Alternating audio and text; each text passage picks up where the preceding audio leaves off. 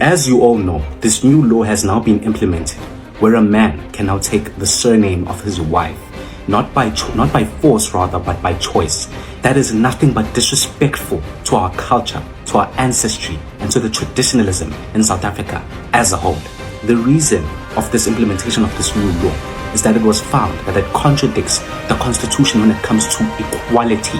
In retrospect, it advocates for the patriarchal norms that we once had and lived by. Pure bullshit. Taking a surname is not as simple as just taking a surname.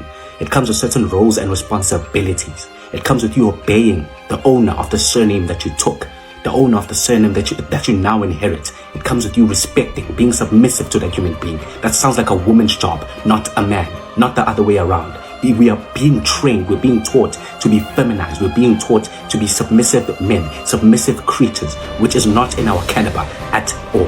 If you really think about it, if you really cogitate really hard, it's very ironic for me. It's a very ironic law. Does a woman really have a surname?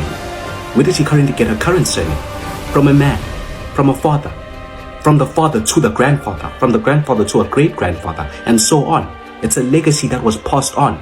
As a man, there's nothing more gay than you taking another woman's surname. That's you falling under another man's empire, falling under what another man has built. Why are you not building yours? Why are you not starting your own revolution? Why are you not carrying out by giving a woman a specific surname that you currently own, you idiot? The male imperative is to build. Men build, women move in and decorate. Men build empires, men build institutions, men build infrastructure. Women move in and decorate and make it a peaceful place to live under. That's the same analogy that is used in real life situations, whether you like it or not. Focus on realism. A legacy is passed on from generation to generation. One way to represent that legacy and what you lived for is your surname. What empire has a woman built? What legacy has a woman built? This law, whether you believe it or not, is nothing but a planned demise for South Africans, for black culture, to be very specific. Feminism is winning, and we are doing absolutely nothing about it. We are being westernized by the minutes. This is an unrealistic law. This is not beneficial at all. This is not real at all. It doesn't focus on realism at all. This is unnatural. I say this because one of the easiest ways to identify who the father of a child is by surname.